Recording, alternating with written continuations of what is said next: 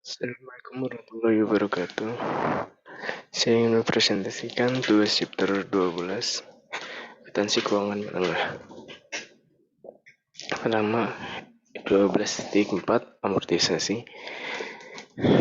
Berikut ini adalah informasi terbaru untuk perusahaan Palmero. Palmero membeli paten sebesar 1 juta pada tanggal 1 Januari 2017 pada paten dimortasi.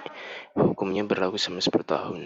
Pada 2019, Palmero menetapkan bahwa manfaat ekonomi dari paten tidak akan bertahan lebih dari 6 tahun sejak akuisisi. Kemudian, Palmero membeli waralaba Doctri pada 1 Januari 2018. Kemudian, tercatat waralaba Doctri pada tanggal 1 Januari 2018 sebesar $500.000. Kemudian, pada 1 Januari 2017, Palmero mengeluarkan biaya organisasi sebesar 275. Kemudian Palmero membeli lisensi distributor konsumen yang populer pada 1 Januari 2019 sebesar harga $150.000. Nah, kemudian diinstruksikan jawab pertanyaan yang diajukan setiap situasi faktual yang berikut yang tadi. Yang pertama, 400.000 optimalisasi amortisasi pada saldo Palmero harus melaporkan paten sebesar 600.000. Biaya 1 juta setelah dikali lembaran perhitungan amortisasi sebagai berikut. Amortisasi 2018 dan 2019 sebesar 1 juta dibagi 10 tahun dikali 2 sebesar 200.000. Kemudian 2019 amortisasi 1 juta dolar dikurang 200.000 tadi dibagi 6 dikurang 2 sama dengan $200.000. Kumulasi amortisasi pada tahun 2017 sebesar 400.000. Palmero kemudian yang kedua, Palmero harus amortisasikan waralaba selama taksiran masa manfaat karena tidak ada altori. Dapat mempertahankan waralaba pada akhir 2025 selama 10 tahun. Jumlah amortisasi waralaba tahun 2 yang berakhir pada 31 Desember 2019 adalah $40.000 dibagi 400.000 dibagi 10 tahun. Yang ketiga, biaya ini harus dibebankan pada saat terjadinya. Oleh karena itu, $275 dari beban organisasi dilaporkan dalam raporti pada tahun 2019. Yang keempat, karena lisensi dapat dengan mudah diperbarui dengan biaya nominal, ia memiliki hidup yang tidak terbatas. Dengan demikian, tidak ada amortisasi yang akan dicatatkan. Lisensi akan diuji penurunan nilai di periode mendatang. 12.10 sama 2018, Matsumura Ltd menghabiskan 170.000 yen. Penelitian hasil produk bernama New Age Piana telah paten tersebut pada tanggal 1 Oktober 2018 yang memiliki sebesar 17 tahun manfaat dari 10 tahun. Biaya hukum sebesar 24.000 yen. Terkait paten tersebut, diinstruksikan yang pertama, siap entry jurnal, dan yang kedua pada 1 Januari 2007 Matsumura menghabiskan 12.400 untuk menuntut paten. Yang ketiga, paten 2022 Matsumura menetapkan bahwa persaingan akan membuat piano New Age usang. Kemudian membuat entry yang diperlukan pada tahun 2022 dan 2023. Yang pertama, yang A tadi, membuat entry research and development expense di debit 170.000, kas sebesar 170.000, paten 24.000, kas 24.000. Kemudian paten amortisasi expense sebesar 600 dan paten sebesar 600. 2019 paten amortisasi expense 2.400 dan kredit 2.400. Kemudian yang B, jurnalnya paten sebesar 12.400, cash sebesar 12.400. Amortisasi expense sebesar 2,5 ribu $75, paten sebesar 1.000 ditambah 1.575 sebesar 2.575. Kemudian 2021 paten amortisasinya mengeluarkan amortisasi sebesar 2.700. Kemudian paten sebesar 32.000 dibagi 12 bulan per tahun sebesar 2.700. Kemudian yang ketiga 2022 dan 2003 paten amortisasi expense sebesar $14.063. Kemudian patennya dikredit sebesar $14.063.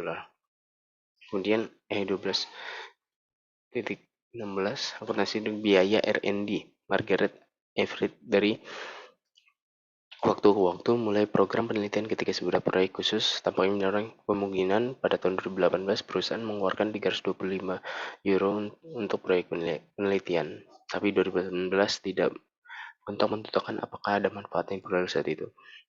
Diinstruksikan yang pertama adalah akun yang harus ditagih untuk 325 euro tersebut bagaimana harus ditampilkan di laporan keuangan. Yang kedua, proyek ini selesai pada tahun 2019. NS pengembangan untuk menyelesaikan proyek sebesar 110 euro, 36.000 diantaranya biaya dikeluarkan setelah mencapai kekayaan ekonomi. Tambah biaya administrasi dan hukum yang dikeluarkan untuk memperoleh paten tersebut pada tahun 2019 totalnya menjadi 24.000 euro. Kemudian yang ketiga, 2020 perusahaan berhasil mempertahankan paten dan legalitas diperpanjang dengan biaya 47.200 euro. Kemudian yang ketiga, biaya rekayasa dan konsultasi tambahan yang dikeluarkan pada tahun 2020 bukan untuk menjadi desain produk ke tahap manufaktur total menjadi 60.000 euro.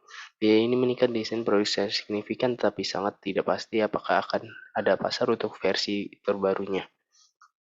Nah, yang pertama, tadi sesuai dengan pernyataan FASB nomor 2, $325 adalah penelitian dan pengembangan yang harus dibebankan pada R&D, dan jika tidak diungkapkan secara terpisah dalam laporan laba rugi, total biaya R&D harus diungkapkan secara terpisah catatan atasan laporan laba rugi.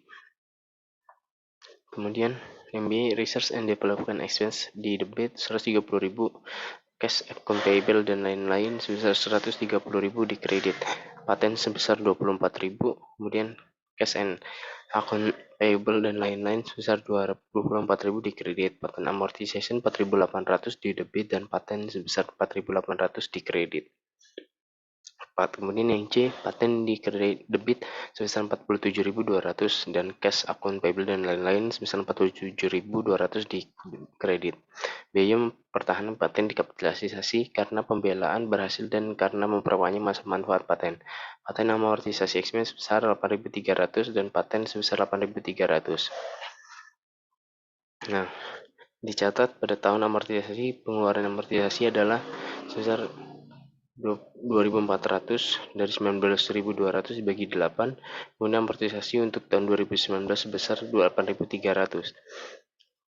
Kemudian setelah 1 tahun sebesar 19.200 untuk biaya defense sebesar 47.200 menjadi total 66.400. Kemudian pengeluaran sebesar 64.400 tadi dibagi 8 bulan menjadi 8.300. Tapi yang kemudian yang D, biaya rekayasa dan konsultasi tambahan diperlukan untuk memajukan desain produk ke tahap manufaktur adalah biaya R&D. Sebagai ditunjukkan dalam bab itu adalah R&D karena menerjemahkan pengetahuan ke dalam perencanaan atau desain untuk produk baru. P12.3 Akuntansi waralaba paten dan merek dagang. Informasi mengenai aset tidak berwujud Sandro SA adalah sebagai berikut.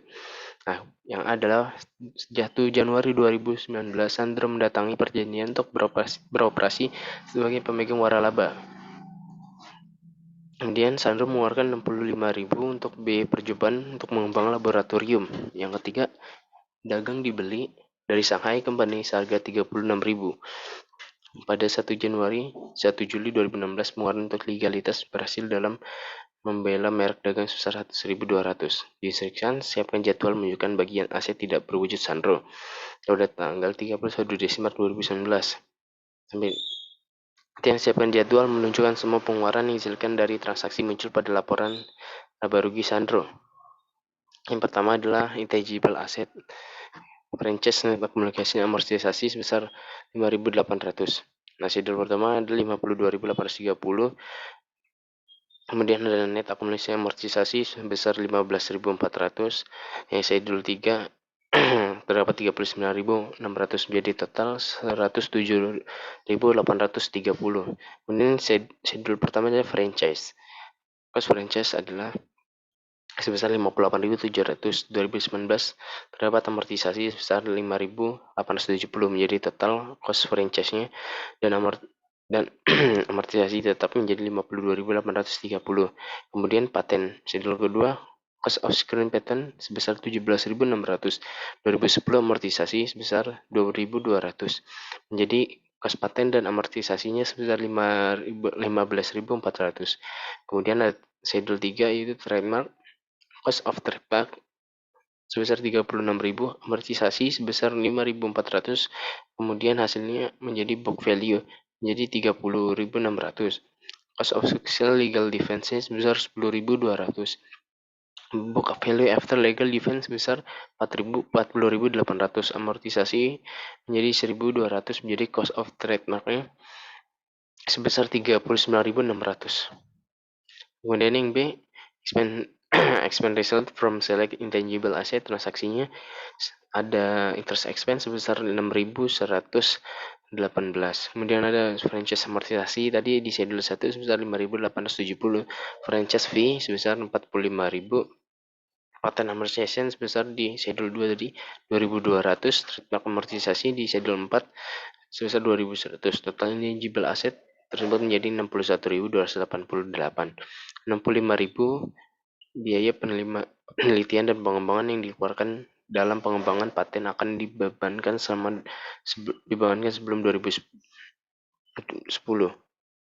Schedule trademark amortisasi sebesar 900, amortisasi sebesar 1.200, total trademark amortisasi adalah 2.100. Sekian presentasi dari saya. Wassalamualaikum warahmatullahi wabarakatuh.